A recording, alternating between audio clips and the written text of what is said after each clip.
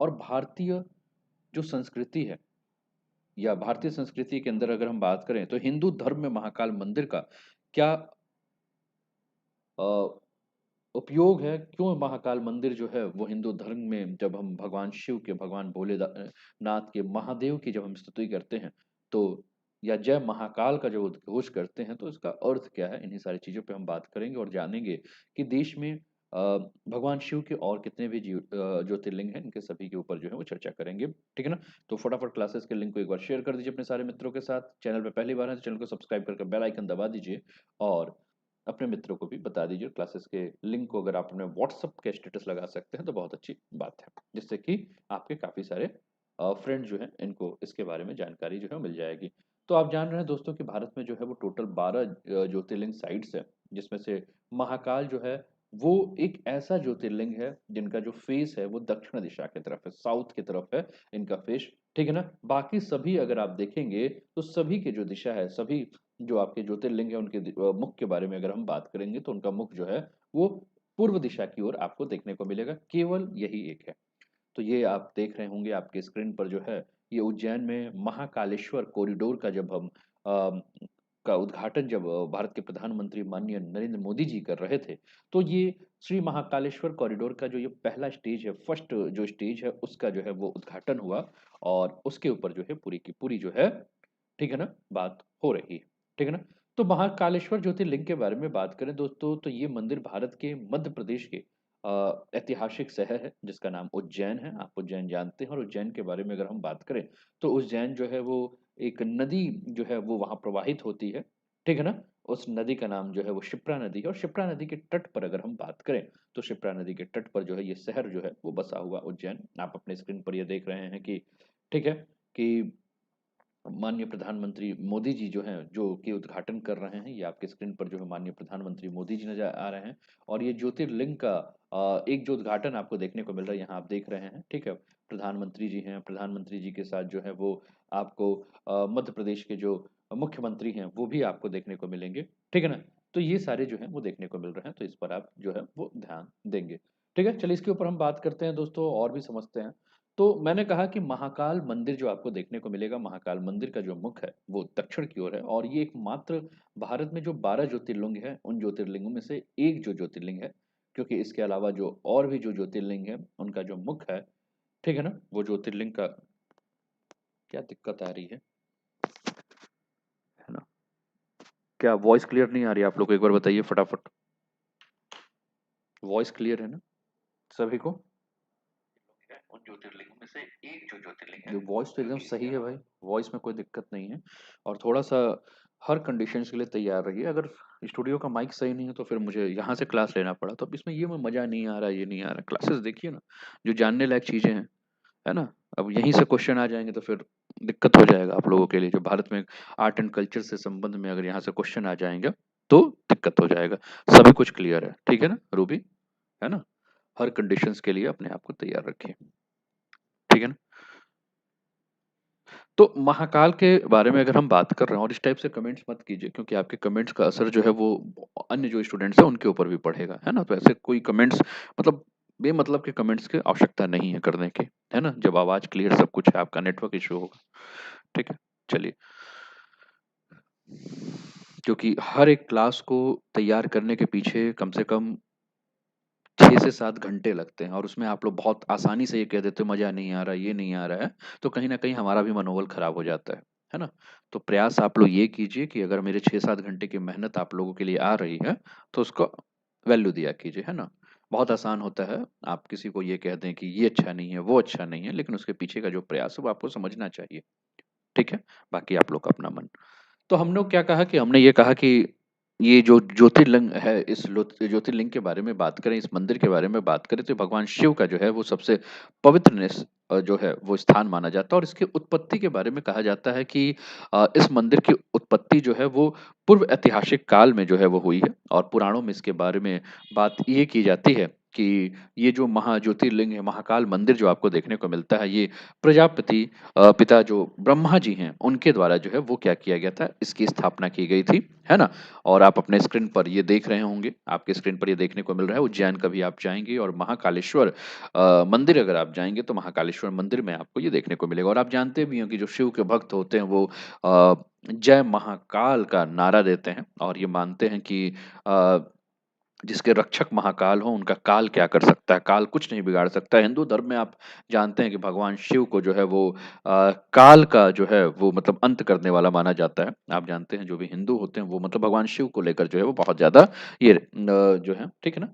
तो जिनके नाथ भोलेनाथ, वो अनाथ कैसे होई ऐसे करके काफ़ी काफ़ी सारे गाने भी हैं, है ना? चलिए, अब इस मंदिर के बारे में अगर हम बात करें तो ये मंदिर जो आप अपने स्क्रीन पर देख रहे हैं, तो इस मंदिर को अगर आप बड़े ध्यान से इस मंदिर के कलाकृतियों के बारे में अगर हम बात करेंगे, तो आप ये मंदिर का जो है ऊपर का आपको ये देखने को मिल रहा है, इसको बड़े ध्यान से देखेंगे दोस्तों, तो ये जो शैली है, ठीक है ना? इस शैली को हम कह सकते हैं कि ये जो मंदिर है, ये आपके चालुक्य स्थापत्य शैली के हिसाब से बनाया गया है। तो आपसे कभी भी ये प्रश्न पूछा जा सकता है कि हाल-फिलहाल में जो है जो मंदिर के बारे में चर्चा किया गया है, महाकाल मंदिर के बारे में बात किया गया है, तो ये महाकाल मंदिर जो है, वो क्या है? तो ये मंदिर जो है वो चालुक्य स्थापत्य शैली की अगर हम बात करें, तो चालुक्य स्थापत्य शैली के आधार पर जो है इस मंदिर को बनाया गया है, ठीक है ना? और ये मंदिर जो है वो आपका भूमिजा मंदिर है, ठीक है ना? तो इस चीज़ को ध्यान रखिएगा, कई बार आपसे प्रश्न जो है वो पूछा जा सकता है। अब प्रश्न ये उठता है कि ज्योतिर्लिंग होता क्या है? जब हमने कहा कि भारत में कुल जो है वो 12 ज्योतिर्लिंग है, जिनमें से एक ज्योतिर्लिंग आपके स्क्रीन पर आपको महाकालेश्वर ज्योतिर्लिंग जो है, जो दिख रहा है, जिस पे हम लोग जो है वो चर्चा कर रहे हैं। ठीक है ना? तो ज्योतिर्लिंग क्या है? तो ज्योतिर्लिंग के बारे में बात करें दोस्तों, तो ज्योतिर्लिंग जो है वो भगवान शिव के पवित्र मंदिर है और ऐसा माना जाता है कि भगवान शिव स्वयं इन स्थानों पर जो है अपने भक्तों के लिए, ठीक है ना? खुद ही जो है वो विराजमान है और भारत में अगर हम बात करें तो भारत में टोटल 12 ज्योतिर्लिंग हैं, जो कि भगवान शिव के जो ज्योतिर्लिंग हैं, आपके स्क्रीन पर आपको देखने को मिल रहा होगा। एक ज्योतिर्लिंग आपको दिख रहा है सोमनाथ ज्योतिर्लिंग, जो कि आपका सौराष्ट्र, गुजरात में है। महाकालेश्वर ज्योतिर्लिंग, जो कि आपके उज्जैन, मध्य प्रदेश में है। ओमकारेश्वर ज्योतिर्लिंग, जो कि आपके शिवपुरी, मध्य प्रदेश में है। मल्लिका जो ज्योतिर्लिंग, जो कि आपका श्रीशैलम, आंध्र प्रदेश में है। वैजनाथ ज्योतिर्लिंग, जो कि पार्ली, महाराष्ट्र में है। केदारनाथ ज्योतिर्लिंग, जो कि आपका केदारनाथ, उत्तराखंड में है। नागेश्वर ज्योतिर्लिंग, जो कि आपका दारुकनम, गुजरात में है। त्र्यंबकेश्वर ज्योतिर्लिंग, जो कि आपका नासिक, महाराष्ट्र में है। भीमकारेश्वर ज्योतिर्लिंग, जो कि आपके पुणे, महाराष्ट्र में है। रामेश्वर ज्योतिर्लिंग, जो कि आपके रामेश्वर, तमिलनाडु में है। गृनेश्वर ज्योतिर्लिंग, जो कि आपके औरंगाबाद, महाराष्ट्र में है। ठीक है? इसके अलावा काशी विश्वनाथ मंदिर ज्योतिर्लिंग, जो कि आपके बनारस में है ना? तो ये सारे के सारे ज्योतिर्लिंग हैं जिसके बारे में आप लोग जो है वो जानते हैं, जिसके बारे में आप लोग जो है वो पढ़ते हैं। एक बार क्लासेस के लिंक को जो है फटाफट जो है शेयर कर दीजिए अपने सारे मित्रों के साथ, है ना? ठीक है ना? ठीक है ना? अपने सारे मित्रों के साथ जो है वो क्लासेस के लिंक को जो है वो शेयर कर दीजिए, है ना?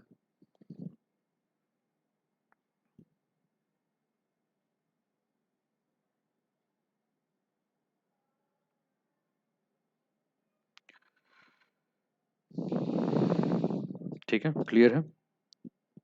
चलिए। चलिए और भी आगे बढ़ते हैं और भी ज्योतिर्लिंग के बारे में अगर हम बात करें तो हम अपने भारत के नक्शे के ऊपर, भारत के मैप के ऊपर भी जो है ज्योतिर्लिंग को देखें। आप अपने स्क्रीन पर ये देख रहे होंगे। ये भारत के नक्शे में सबसे ऊपर आप केदारनाथ देख रहे होंगे। ये फिर विश्वनाथ जो काशी में है, बनारस में है। ये वैद्यनाथ जिसको कि आप देवघर कहते हैं या नॉर्मल बोलचाल की भाषा में बाबा धाम कहते हैं। ये आपको ओमकारेश्वर दिखने लग रहा है। ये महाकालेश्वर है। यहाँ आप देख रहे होंगे नागेश्वर है, सोमनाथ, त्र्यंबकेश्वर ये आपका है, भीमा शंकर है, कृष्णेश्वर है, मल्लिकार्जुन है, रामेश्वरम है। ठीक है? तो ये सारे आपको देखने को मिल रहे हैं। अब ये 12 जो ज्योतिर्लिंग हैं, ज्योतिर्लिंग का अर्थ क्या होता है? तो ज्योति का अर्थ आप जानते हैं कि ज्योति का अर्थ क्या होता है? प्रकाश। ठीक है ना? ज्योति का अर्थ क्या होता है? प्रकाश। ठीक है ना? प्रकाश यानी कि लाइट के बारे में अगर हम बात करें तो लाइट है ज्योति। ठीक है ना? और स्तंभ या प्रकाश स्तंभ के नाम से ज्योतिर्लिंग को अगर हम बात करें तो हम क्या कह सकते हैं कि प्रकाश का स्तंभ है। और इस प्रकाश के मतलब स्तंभ के बारे में बात करें तो ये जीवन को दर्शाता है ना, जीवन की शुरुआत को दर्शाता है। और प्रकाश की अगर हम बात करें तो प्रकाश हमेशा जो जीवन के बारे में जो है वो बताता है, ठीक है ना, ये कभी भी अंत। अब ये हम लोग जो बात कर रहे हैं श्री महाकालेश्वर गलियारा के बारे में, जो कि अभी हाल फिलहाल में हमने देखा कि भारत के प्रधानमंत्री और साथ में ही मध्य प्रदेश के मुख्यमंत्री जी ने जो है इसका जो उद्घाटन किया, ये गलियारा आपको आपके स्क्रीन पर देखने को मिल रहा होगा। तो इस गलियारे के बारे में बात करें तो इसमें टोटल जो लागत लगी है वो 856 करोड़ रुपए की जो है वो टोटल लागत लगी है। और महाकालेश्वर मंदिर जो कॉरिडोर परियोजना है, कॉरिडोर प्रोजेक्ट है, उस कॉरिडोर प्रोजेक्ट का जो पहला स्टेज है, उस पहले स्टेज में जो है इसको बनाया गया है। अब ये जो प्रोजेक्ट आपको देखने को मिल रहा है जो कि आपके स्क्रीन पर, तो इसमें अगर हम बात करें दोस्तों तो कहा जा रहा है कि जब इस कॉरिडोर का निर्माण हो जाएगा, सेम आपने देखा होगा कि काशी विश्वनाथ में भी एक ऐसा कॉरिडोर जो है वो आपको बना हुआ नजर आ रहा होगा। लेकिन काशी विश्वनाथ का कॉरिडोर जो है ये इस कॉरिडोर की तुलना में जो है वो छोटा है। और कहा ये जा रहा है कि जब ये कॉरिडोर बन जाएगा तो देश का सबसे बड़ा कॉरिडोर जो है वो देखने को मिलेगा। और यह परियोजना की अगर हम बात करें तो ये परियोजना इस उज्जैन में एक झील है दोस्तों, जिसको कि हम रुद्र सागर झील के नाम से हम जानते हैं। किसके नाम से जानते हैं? रुद्र सागर झील के नाम से जानते हैं। तो कहते हैं कि ये परियोजना जो है वो रुद्र सागर झील के आसपास जो है वो फैली हुई है, ठीक है ना। इसके अलावा अगर हम बात करें तो इस परियोजना के अंदर जो है, ठीक है ना, तो इस परियोजना के अंदर अगर हम बात करें तो महाकाल नदी परियोजना के हिस्से में भी क्या किया गया है, इस झील को जो है वो ठीक से विकास करने के लिए जो है वो काम किया गया है। और यह परियोजना केवल बड़ी संख्या में भक्तों को जो है वो उज्जैन लाएगी, बल्कि शहरों को जो है वो वैश्विक पर्यटन का जो स्थल है वो भी बनाएगी, ऐसा कहा जा रहा है, ठीक है ना। तो महाकाल या महाकालेश्वर का अर्थ क्या है, इसके बारे में बात करें तो दोस्तों कहा यह जाता है कि उज्जैन जो है, जो कि महाकाल का या महाकालेश्वर ज्योतिर्लिंग का स्थान जो है, उसके आस-पास हम कहा जाता है कि पूरा का पूरा जो क्षेत्र है, ये पूरा का पूरा क्षेत्र जहाँ भगवान शिव यानी कि महाकाल का जो स्थान है, उसके आस-पास का पूरा का क्षेत्र जो है, इसको महाकाल मंदिर के नाम से जाना जाता है। ठीक है ना? और ये मंदिर जो है, वो हिंदू देवता यानी कि भगवान शिव को जो है, वो अर्पित है और कहा जाता है कि यह जो महाकाल हैं, जो भगवान शिव हैं, वह जन्म और मृत्यु या समय और मृत्यु के जो है वो देवता माने जाते हैं, ठीक है ना? इसीलिए कहा जाता है कि सभी कालों के जो सबसे बड़े वो हैं, वो महाकालेश्वर हैं। और महाकालेश्वर का अगर हम बात करें तो काल का अर्थ आप जानते हैं टेंस, समय की बात है। तो कुल मिलाकर महाकाल जो है वो 2 अर्थों से मिलकर बना है, काल शब्द से, जिसका मतलब है समय और मृत्यु, ठीक है ना? अब इस मंदिर के बारे में अगर हम बात करें तो महाकाल मंदिर के बारे में आपको प्राचीन ग्रंथों में भी अगर आप देखेंगे, तो प्राचीन ग्रंथों में इसके बारे में बात करेंगे। एक ग्रंथ है दोस्तों जिसका नाम है मेघदूतम, है ना? मेघदूतम ग्रंथ के बारे में अगर हम बात करें, तो मेघदूतम ग्रंथ का जो स्टार्टिंग है, उसमें आप देखेंगे, आपको पता है कि मेघदूतम की जो रचना है वो कालिदास ने की थी। तो कालिदास ने जब मेघदूतम की रचना की थी, तो उसके अंतर्गत भी जो पहला पार्ट है, उसके अंतर्गत जो है, वो महाकाल मंदिर के बारे में जो है, इन्होंने वर्णन किया था। और कहा था कि ये जो मंदिर है, वो मंदिर में जो नींव है, वो नींव जो कि नीचे का जो बेस है, वो जो है वो पत्थर से बना हुआ है। और साथ में ही जो दीवालें हैं, यानी कि जो घेरा गया है, वो क्या किया गया है, लकड़ी के खंभों से जो है, वो किया गया है और छत को भी जो है लकड़ी से बनाया गया है। ठीक है ना? गुप्त काल के समय में अगर हम बात करें, जब हम एंशिएंट हिस्ट्री के समय में हम आएँगे, प्राचीन भारत के इतिहास के संदर्भ में जब आएँगे, तो गुप्त काल में हम क्या देखेंगे कि मंदिर जो था, इस मंदिर पर किसी भी प्रकार का जो है वो शिखर ने जो है नहीं बना हुआ था। अब हम बात कर रहे हैं किसके बारे में? तो ये सारा का सारा मंदिर जो है उज्जैन में है। और उज्जैन के बारे में अगर हम बात करें, तो उज्जैन आप जानते हैं कि हिंदू शास्त्रों में जो है, वो बहुत ही ज़्यादा पवित्र स्थान है। और इसके बारे में अगर हम बात करें दोस्तों, तो 6वीं और 7वीं शताब्दी की अगर हम बात करें, तो उज्जैन जो आपका शहर दिख रहा है, इसको कि हम अवंतिका के नाम से जो है वो जानते थे। किसके नाम से? उज्जैन शहर को जो है वो अवंतिका के नाम से जो है वो जाना जाता था, है ना? और अवंतिका के नाम से जो है इस शहर के बारे में जो है वो चर्चा की गई थी, ठीक है ना? तो अभी आवाज़ सभी को क्लियर आ रही है? एक बार मुझे करेक्ट कर दीजिएगा, ठीक है ना? और ब्रह्मगुप्त और भास्कराचार्य जैसे जितने भी आपके खगोलविद थे और गणितज्ञ थे, कहा जाता था कि सभी जो है उन्होंने अपना जो निवास बनाया था, वो उज्जैन शहर को ही जो है वो निवास जो है बनाया था। तो आपको याद रखना होगा कि ब्रह्मगुप्त और ब्रह्मगुप्त के बाद अलावा अगर हम बात करें, ठीक है ना? क्योंकि ब्रह्मगुप्त के बारे में बात करें तो ये क्या थे, आपके खगोल विद्या से जो है वो जुड़े हुए थे, ठीक है ना? और दूसरा अगर हम बात करें, तो हम बात करते हैं किसके बारे में, तो भास्कराचार्य के बारे में बात करें। तो भास्कराचार्य के बारे में अगर हम बात कर रहे हैं, तो भास्कराचार्य जो है, इनका जो संबंध है वो किससे है, गणित से संबंध है। तो भास्कराचार्य और ब्रह्मगुप्त, इन दोनों के बारे में अगर हम बात कर रहे हैं तो ये दोनों के दोनों का जो संबंध है वो कहाँ से है आपके इसी उज्जैन से है, जिसे पहले 6वीं और 7वीं शताब्दी में जो है अवंतिका के नाम से जो है वो जाना जाता है। ठीक है ना? इसके अलावा अगर हम बात करें दोस्तों तो सूर्य के सिद्धांत यानी कि 4वीं शताब्दी में अगर हम बात करें तो भारत का जो खगोल विज्ञान है, ठीक है ना? उस खगोल विज्ञान के बारे में अगर हम बात करें तो खगोल विज्ञान का जो सबसे पहला ग्रंथ मिला था वो इसी अवंतिका यानी कि वर्तमान उज्जैन में हमें देखने को मिला था, ठीक है ना? तो इस चीज़ को भी आप जो है वो याद रखिएगा कि खगोल शास्त्र या खगोल विज्ञान में अगर हम सूर्य के सिद्धांत के बारे में अगर हम बात करें कि सूर्य का सिद्धांत जो है वो कैसे कार्य करता है और सूर्य का सिद्धांत क्या है, तो इसके सारा अध्ययन जो है वो हमें इसी शहर में जो है 4th शताब्दी में अगर हम बात करें 4वीं शताब्दी में हमें देखने को मिलता है, ठीक है ना? इसके अलावा एक बात और भी बहुत ज़्यादा ध्यान रखना है आपको भूगोल के संदर्भ में अगर हम बात करें, ठीक है ना? तो उज्जैन आप जानते हैं दोस्तों कि उज्जैन आपका मध्य प्रदेश में है, ठीक है ना? और मध्य प्रदेश में अगर है, तो अगर हम बात करें दोस्तों तो ये जो पूरा का पूरा जो शहर है, ठीक है ना? आप इसको बहुत ध्यान से देखेंगे, तो आप ये देखेंगे कि जो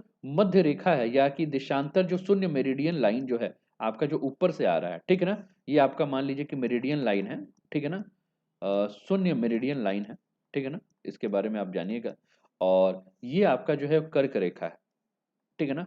तो उज्जैन शहर के बारे में कहा जाता है कि उज्जैन शहर जो है वो इन दोनों का जहाँ आपका इंटरसेक्शन हो रहा है, जहाँ दोनों का दोनों जो है वो आपका लड़ रहे हैं, उसी जगह पे जो है आपका जो है ये शहर है। इसीलिए इस स्थान के बारे में ये कहा जाता है कि ये जो है हम लोग बार-बार भगवान शिव को जो कहते हैं कि काल या समय के जो देवता हैं, काल और समय के, तो इसीलिए बार-बार इस स्थान के बारे में ये कहा जाता है कि ये जो है पूरा का पूरा जो है समय से जो है वो जुड़ा हुआ स्थान है।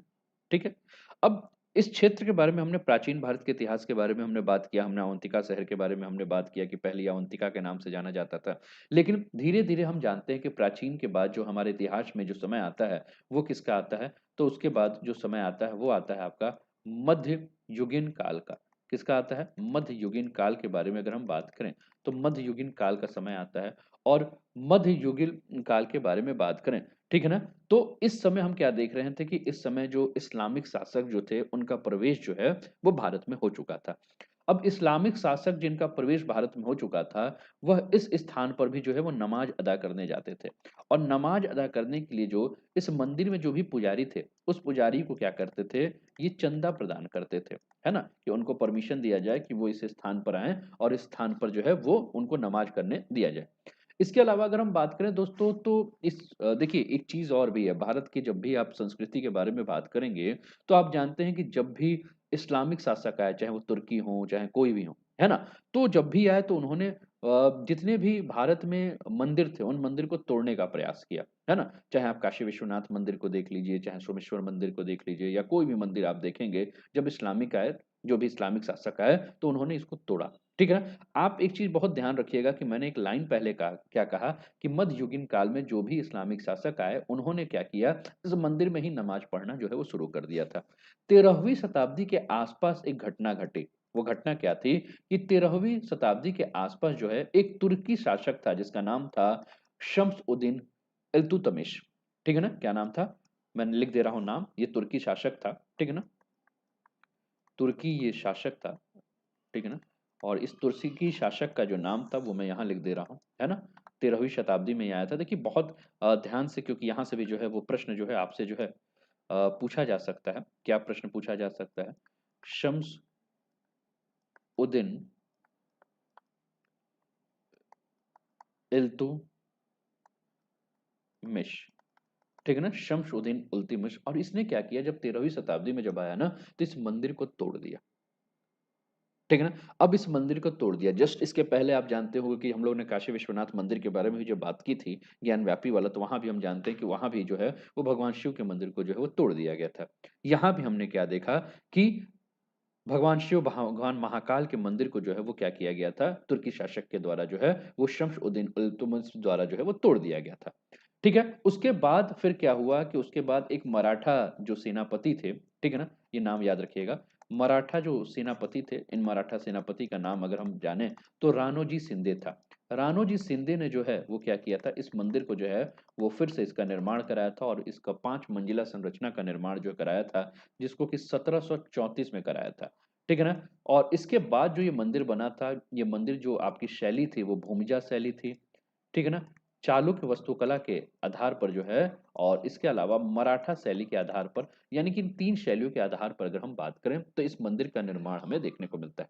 तो ये टॉपिक आप जान जाइए कि आर्ट एंड कल्चर के हिसाब से जो है वो आपको समझ में आ रहा है। अच्छा, दूसरा आप जान रहे हैं कि ये उज्जैन का जो क्षेत्र है, ये आप देख रहे हैं कि जो सिंधिया परिवार, जो ग्वालियर का सिंधिया परिवार है, वो भी कहीं न कहीं इससे प्रभावित था। तो बाद में जो ग्वालियर का जो सिंधिया परिवार था, वो सिंधिया परिवार भी जो है, वो इस मंदिर में जब यानी कि जब महाकाल मंदिर में जब पहुँचा, तो उसने क्या किया कि वहाँ के मंदिरों के जो परिसर में संगमरमर का निर्माण करना और ये सारा चीज़ जो है, ये सब करने लगा। इसके अलावा अगर हम बात करते हैं दोस्तों, तो समय आता है 18वीं शताब्दी में और 18वीं शताब्दी की अगर हम बात करें, तो 18वीं शताब्दी में हम क्या देखते हैं कि ये राजा जयसिंह आपको नज़र आ रहे हैं और राजा जयसिंह ने जो है, जिनके बारे में आप जानते हैं कि ये वेधशाला और जिनको कि हम जंतर मंतर के नाम से हम जानते हैं। तो कुल मिलाकर अगर हम बात करें, तो उज्जैन में इन्होंने जो है वेधशाला किया और 13 वास्तुशिल्प उपकरण जो हैं, जो कि खगोलीय घटनाओं के मापने के लिए, उसके अध्ययन के लिए जो लगाए गए थे, वो महाराजा जयसिंह के द्वारा जो 18वीं शताब्दी में जो है उज्जैन में जो है वो आपके स्थापित किए गए। तो ये रहा आपका पहला टॉपिक, उम्मीद है कि आपको समझ में आया होगा, है ना? तो आप देख रहे होंगे किस प्रकार से ये आर्ट एंड कल्चर के संदर्भ में टॉपिक जो है इम्पोर्टेंट है और किस प्रकार से आपने इस टॉपिक के अंतर्गत देखा कि इस मंदिर का निर्माण कैसे हुआ, मंदिर को कब तोड़ा गया, फिर मंदिर का पुनर्निर्माण कब हुआ, है ना? और इसकी शैलियाँ क्या हैं, ठीक है? इन सारी चीज़ों के बारे में आपने बात किया, है ना? तो उम्मीद करता हूँ कि समझ में आया होगा। एक बार कमेंट करके जो है वो मुझे बता दीजिए कि कोई दिक्कत है तो, है ना? सभी को समझ में आया है? सभी को क्लियर है? ठीक है ना? बॉबी पाल, मलाइका रानी तिवारी, नरेंद्र राय, धनंजय पांडे, आलोक पांडे, अर्चना मिश्रा।